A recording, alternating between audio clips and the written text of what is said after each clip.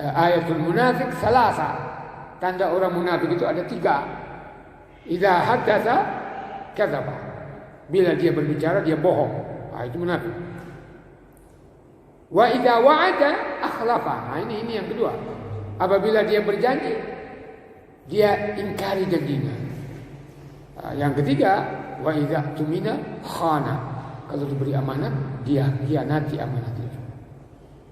Ya, waliyadzubillah. Bismillahirrahmanirrahim. Bapak dan Ibu sekalian,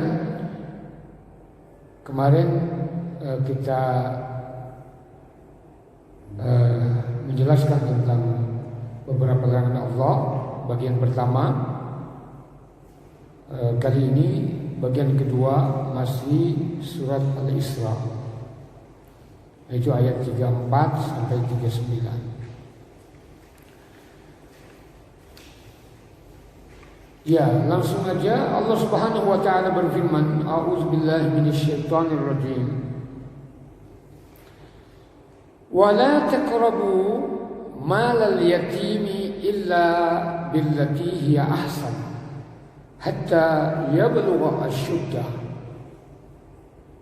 Dan janganlah kalian mendekati harta anak yatim kecuali dengan cara yang lebih baik, yaitu bermanfaat sampai ia dewasa. Wa aufu bil ahd, dan penuhilah oleh kalian janji kalian. Sesungguhnya janji itu, innal ahda, sesungguhnya janji itu kana mas'ulah, pasti dimintai pertanggungan jawabnya.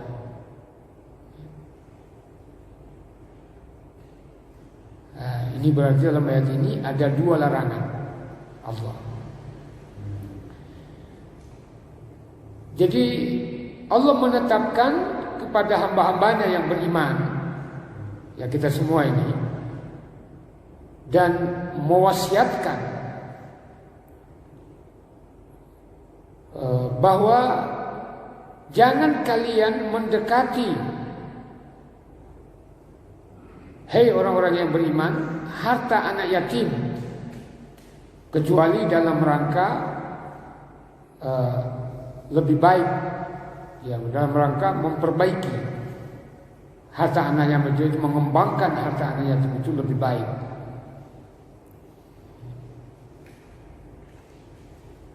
Wa dzalika bi an tatasarrafu fihi bitasmiri lahu. Jadi boleh mengambil alih harta saudara kita yang mana dia punya anak-anak kecil dalam rangka tasmir. Tasmir dia mengembangkan. Kita bisa mengambil bagian sesuai dengan aturan secara umum berlaku. Jadi umpama si A punya pabrik, kemudian dia meninggalkan anak-anak, punya adik yang juga bisa mengembangkan pabrik tersebut, maka dia menjalankan perusahaan itu tidak boleh mengambil pokok harta, yaitu modal. Dia bisa mengambil berapa ketentuan umum yang berlaku bagi orang yang menjalankan perusahaan. Mungkin 20%, 25% atau 50%. Itu pun untungnya yang diambil. Nah itu boleh. Ya, sementara modal tidak boleh diganggu gugat. Nah.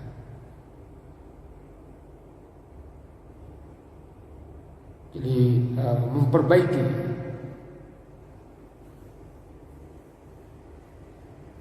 Jadi wal infaqu minhu 'alal yatimi bil ma'ruf.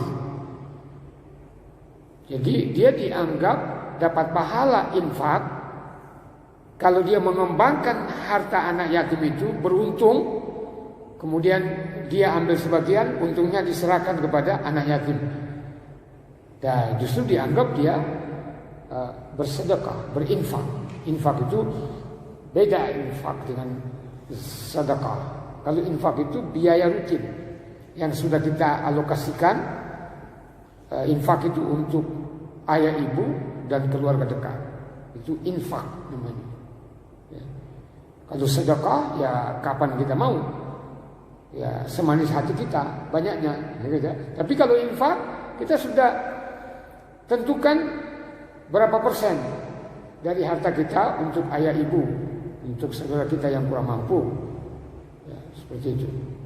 Nah kalau zakat ya jelas lebih beda lagi karena dibatasi oleh waktu, dibatasi oleh jumlah, dibatasi keadaan harta. Harta itu harus sempurna milik kita, belum setelah dikurangi kebutuhan pokok, milk utang namanya, dikurangi pembayaran utang. Jadi kalau sudah terbayar semua utang, ada sisa harta, ya itulah yang dizakatkan.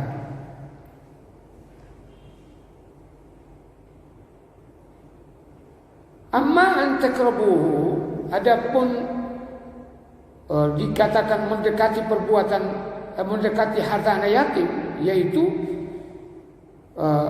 memakannya secara berlebihan, dihambur-hamburkan uang anak yatim itu. Ya. Baik untuk anak yatim itu sendiri, apalagi untuk dirinya. Ya, ya jadi harus seorang yang mengendalikan harta anak yatim, dia harus pikirkan masa depan anak itu. Bagaimana biaya sekolahnya, biaya makannya 1 bulan berapa, gitu ya. Kemudian harus tetap terjaga. Nah kalau tidak, diancam oleh ayat lain dalam surat An-Nisa. Allah mengatakan innal ladzina ya'kuluna amwalal yatama zulman, sesungguhnya mereka yang memakan harta anak yatim secara zalim. Nah ini zalim itu ya berlebih-lebihan, merampas. Innama ya'kuluna fi butunihim nahara, bukan harta yang mereka makan itu, tetapi api yang membara yang dimasukkan mereka ke dalam perutnya.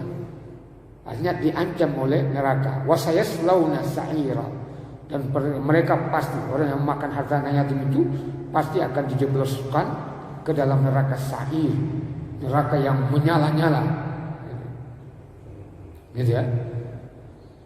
Hatta yablugha asyuddah.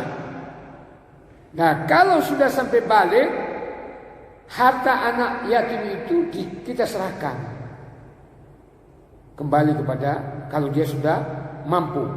Ya umur 18 tahun itu dianggap sudah mampu mengendalikan. Ya tentunya setelah dia balik umur 15 tahun, kita sudah mulai memberi tanggung jawab kepadanya apa yang bisa dia lakukan dalam perusahaan itu. Kemudian setelah dia bisa mengendalikan, ya kita serahkan. Nah, dalam menyerahkan ini harus disaksikan menurut surat An-Nisa.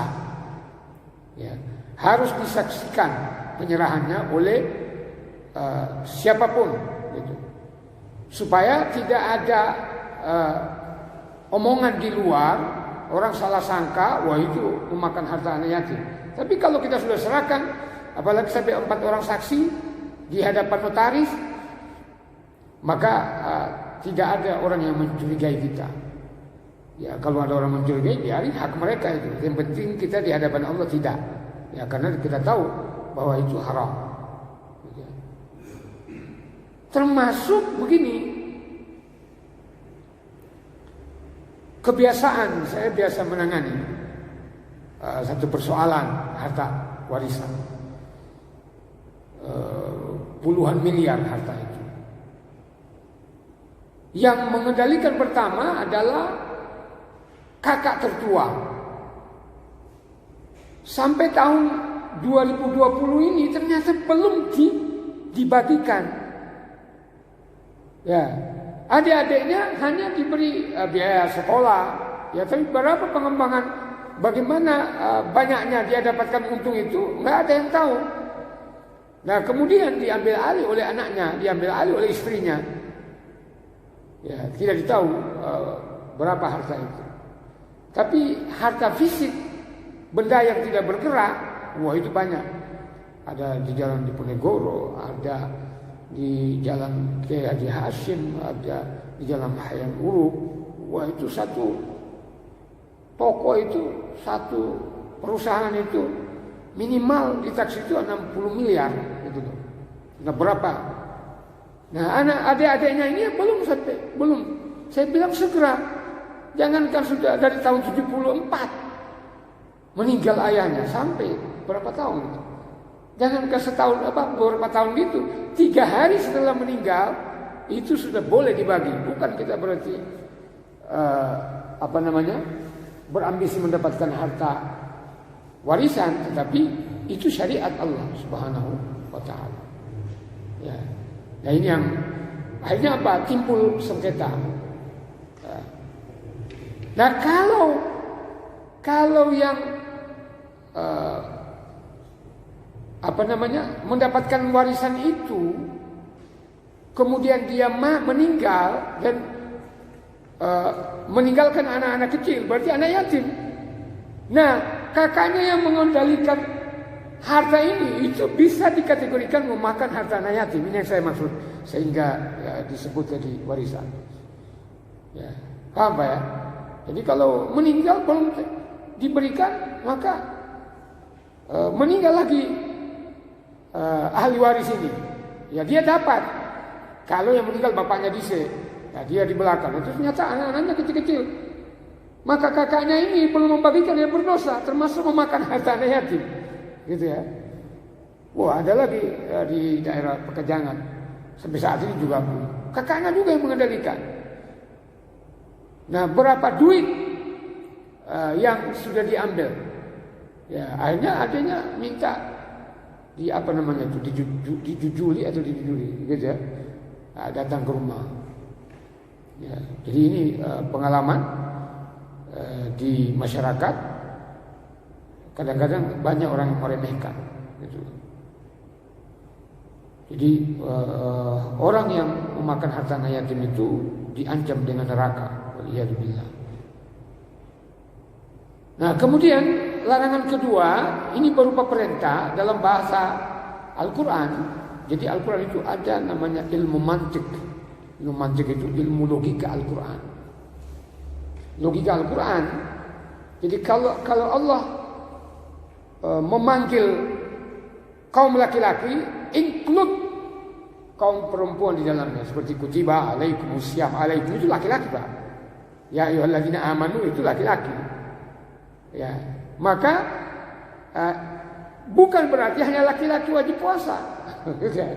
Tapi include perempuan di sana.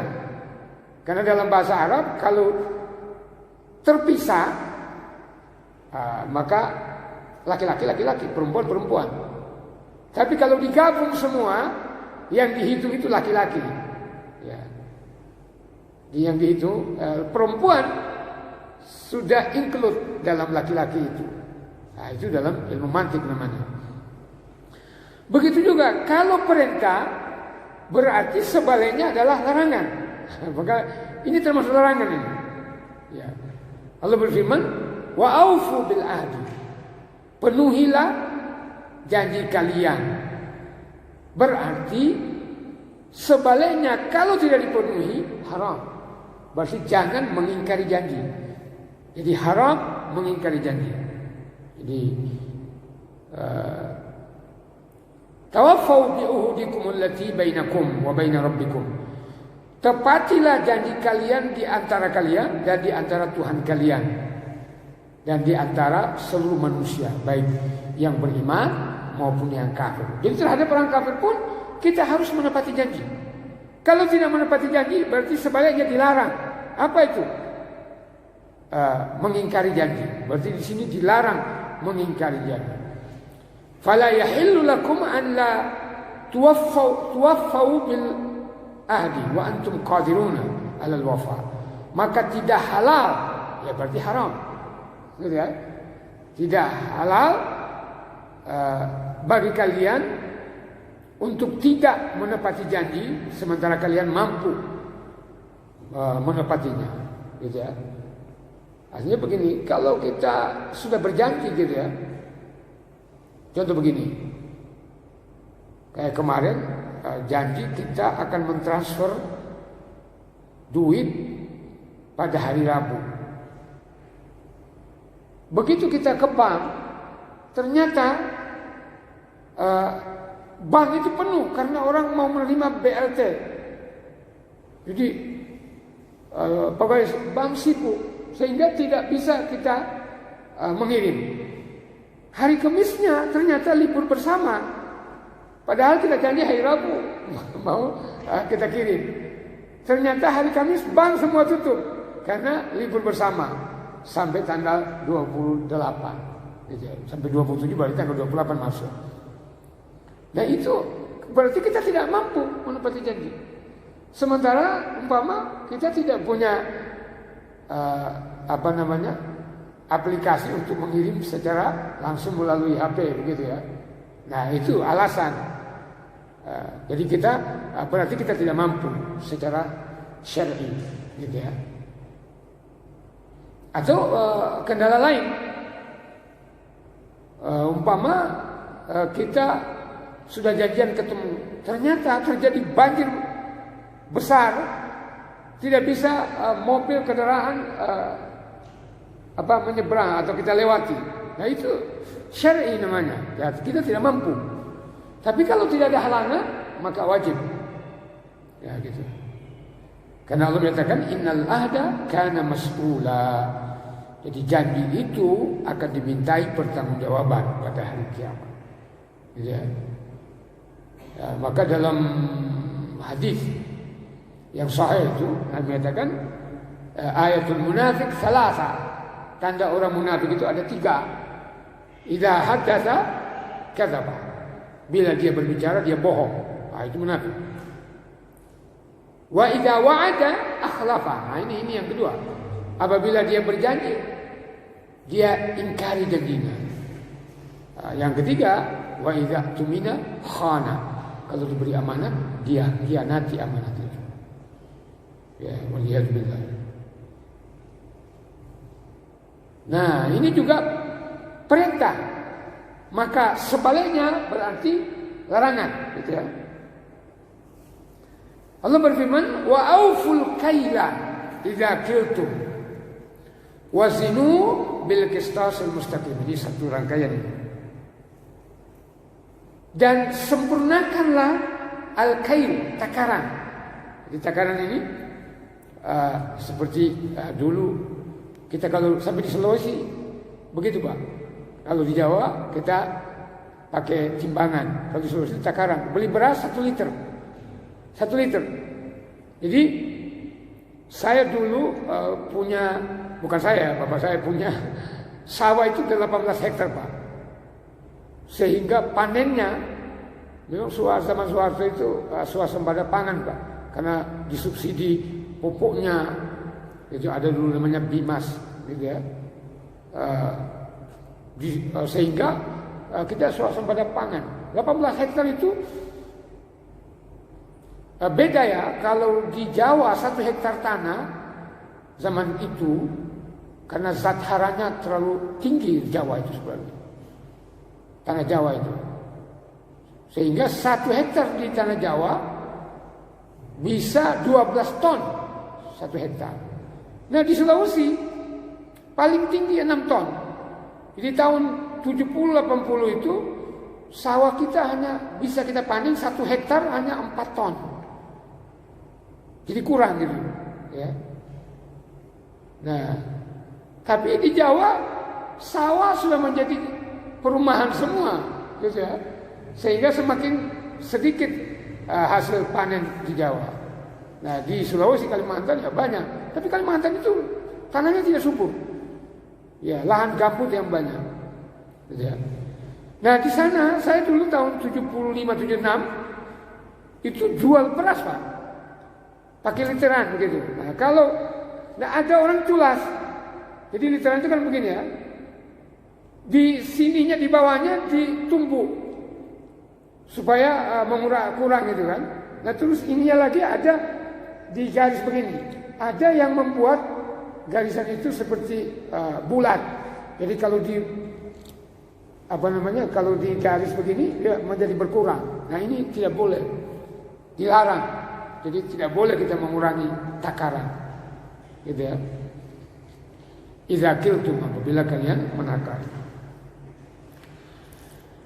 Wazinu bil qistasil mustaqim, dan timbanglah dengan neraca yang benar, yang lurus, mustaqim. Jadi mustaqim itu, nah kebiasaan di sini, saya dulu waktu di pondok 2 tahun saya, ada pondok Salafi di Salafiyah, bukan Salafiyah belakang itu. Ya, misalnya biasa dulu Ridaka biasa jalan-jalan ke sana di Jalan Surabaya di belakang Masjid Wakaf. Nah, saya 2 tahun jadi pengasuh pondok di situ. Nah, kalau tidak ada khadamah pembantu ya saya sama istri saya yang belanja. Nah, biasanya timbangan itu karena orang Pekalongan sukanya mantap. Kalau mantap itu ya berarti lebih begini. Nah, sehingga penjual-penjual itu ada menggunakan apa itu, bandulan gitu ya. Sampai 3 paku di bawah timbangannya itu. Nah, saya memahami bahwa tidak boleh. Saya angkat. Nah, Mbak, ini kenapa, ada apa ini? Jadi kan mau untung sedikit tapi neraka ini ancamannya. Ya, karena Allah menyatakan wailul lil mutaffifin alladzina idza talu 'alan nasi yastawfun wa idza kalum aw wazanum yusirun. Celakalah orang yang yang culas curang dalam menimbang, yaitu apabila mereka membeli, mereka pinginnya curah banyak, tetapi kalau mereka menjual, mereka kurangi. Itu diancam oleh Al-Quran. Jadi kita harus jujur. Jadi kejujuran yang dituntut dalam Islam.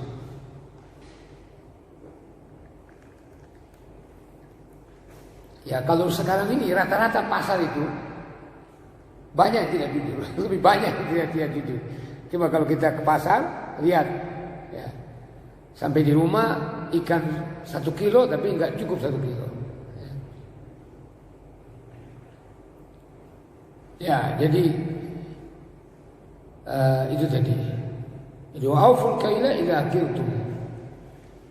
Kemudian Allah berfirman, "Dzalika khairu wa ahsanu ta'wila." Jadi menyempurnakan takaran dan timbangan itu lebih baik untuk menjauhkan celah, ya, maksudnya celaan ya. Ya, kemudian menjaga tanggung jawab dan lebih baik pada diri. Artinya kalau kita jujur, kita tidak punya beban, gitu ya. Kalau pernah kita tidak jujur, kemudian ada orang menyampaikan bahwa tidak jujur itu tidak benar, kita gelisah, ya kan? Nah, apa yang kita lakukan? Ya, kita bertobat, ya, memohon ampun kepada Allah Subhanahu wa taala. Sedangkan kata asal ta'wila maksudnya akibatnya lebih baik karena Allah akan memberkahi harta yang didapatkan secara bersih, tidak dengan cara-cara curang, culas, menipu dan sebagainya. Ya, ada orang menipu, menjual beras yang bagus di atas, atau buah-buahan gitu ya, yang bagus itu diletakkan di atas, tapi di dalamnya yang sudah busuk-busuk gitu. Tapi dihargai dengan harga yang sama. Ya, itu Nabi satu saat pergi ke Madinah, melihat bumbungan korma di pasar Madinah itu ya, jauh dari pasar Madinah. Beliau memasukkan tangan beliau ke dalam, kemudian yang di dalam itu diambil satu genggam. Ternyata yang di dalam itu sudah busuk. Baru Nabi nyatakan, man ghasyana falaysa minna. Siapa yang menipu kami, dia bukan golongan kami, bukan golongan Islam. Jadi inilah ajaran Islam, gitu ya. Nah, kalau di India ada di YouTube itu kelihatan, Jadi penjual-penjual ini memakai kresek yang sama, hitam semua atau merah semua. Yang jelek-jelek ini diletakkan di bawah mejanya. Wah, itu sudah Kemudian mereka pura-pura menimbang yang baik. Jadi yang baik yang di permukaan semua yang baik dipilih. Sudah dipilih oleh orangnya. Tapi kurang perhatian sedikit orang yang beli ini. Kemudian yang sudah ditimbang tadi diletakkan di bawah, diambil yang busuk. Orang ini nggak tahu. Ya, ini cara-cara bukan Muslim, gitu ya. Ya itu penipuan itu, ya kan? Nah, itu tidak boleh. Itu termasuk maksiat, kita harus tinggalkan. Jadi udah 2 tadi ya larangan. Yang ketiga dalam episode ini Allah berfirman, "Wala taqfu ma laysa laka bihi ilm." Nah, ini larangan kita taklid buta. Janganlah kamu mengikuti apa yang kamu tidak mempunyai pengetahuan tentangnya. Jadi tidak boleh taklid buta kita. Kita boleh mengikuti siapapun, ulama siapapun, ya, mau Imam Syafi'i, mau Imam Malik, mau Imam Ahmad Hambal, mau Imam Abu Hanifah. Tapi harus kita tahu siapa itu imam-imam itu, bagaimana ajarannya, apa dalil-dalilnya. Kalau dalil-dalilnya memang sesuai dengan Al-Quran dan Hadis, maka boleh ikut. Nah, yang tidak boleh, yang penting melu, gitu ya. Yang penting ikut. Nah, itu yang tidak benar. Ya, nungging komat kami itu, gitu ya. Ya, bagaimana ruku yang benar harus kita tahu. Bagaimana sujud yang benar harus kita tahu. Bagaimana bacaan kita yang benar harus kita tahu. Nah, itu maksudnya. Ya. Inna sam'a wal basara wal fuada kullu ulaika kana anhu mas'ula. Sesungguhnya pendengaran, penglihatan dan hati semuanya itu akan dimintai pertanggungjawaban. Nah, coba kita lihat keterangan tafsirnya. La tattabi' biqaulin wala amalin ma la ta'lam. Jadi jangan kamu mengikuti ucapan atau amal di mana kamu tidak tahu tentang, gitu ya. Ya, kenapa kita mau mengikuti ucapan? Nah, ucapan itu benar atau tidak? Jangan hanya jarene-jarene, gitu ya. Nah, sekarang ini kan jarene, ya termasuk sekarang ini umpama apa namanya? Seperti saya dari Pak Ibrahim mengirim kader Muhammadiyah yang kemudian masuk Kristen itu ya. Nah, saya sudah lama dapat itu dari teman juga. Ya, Saifuddin Ibrahim. Ya, itu memang ternyata, iya betul. Jadi ternyata dia kader Muhammadiyah, betul. Dia kuliah gratis itu di Surakarta, di Solo, di UMS. Ya. Tetapi tidak semua apa yang dia katakan itu benar. Ya, sekalipun dia memang pernah kuliah, tapi tidak semua dia benar. Tapi dia punya dasar Islam. Kenapa sampai dia masuk? Gitu ya. Karena ternyata backgroundnya dia dari keluarga yang kurang mampu. Background yang kurang mampu ya, karena di situ dia juga beasiswa. Nah, sekarang kata temannya itu yang satu kelas itu, wah dia sekarang seperti orang parlente, punya mobil mewah, begitu ya, jam tangannya emas, ya dia juga pakai emas karena orang Kristen, gitu, seperti kita. Jadi benar apa yang dikatakan oleh Nabi, kadal fakru ayyakuna kufra. Kadang-kadang kefakiran itu mengantarkan orang kepada kekafiran. Gitu ya. Ya. Jadi jangan sampai kita fakir akhirnya menjadi kafir. Waliyadzubillah. Nah itu. Ya. Padahal dia tahu, nah itu yang lebih berat azabnya pada hari kiamat. Nah, kenapa dia sampai murtad? Ya, kita tidak usah heran. Sahabat Nabi aja pernah sudah digodok oleh Nabi 13 tahun di Makkah. Gitu ya. Akidahnya.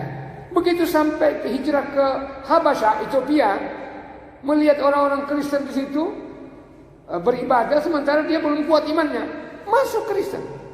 Ya, dia murtad. Ya.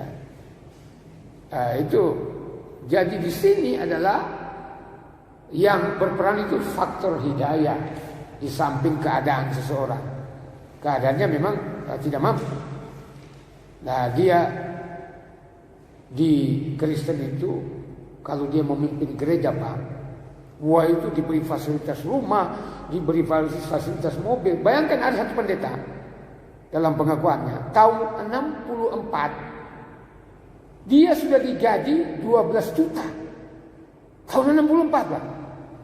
Saya saja jadi pengasuh pondok 5 tahun di Sulawesi itu. Gaji pertama saya itu, Pak, 72.000 itu tahun 87 sampai tahun 90 gaji saya. Saya punya saya dibayar honor di Pekalongan ini itu tahun 95 sampai 98 itu 1,50, Pak. Coba. Nah, pendeta ini sudah 12.500.000 tahun 64. Nah, bagaimana dengan sekarang? Gitu ya. Nah, kita kalau orang jadi imam itu, jadi imam atau jadi muadzin itu terlalu sedikit penghargaan. Nah, inilah kekurangan kita. Ya.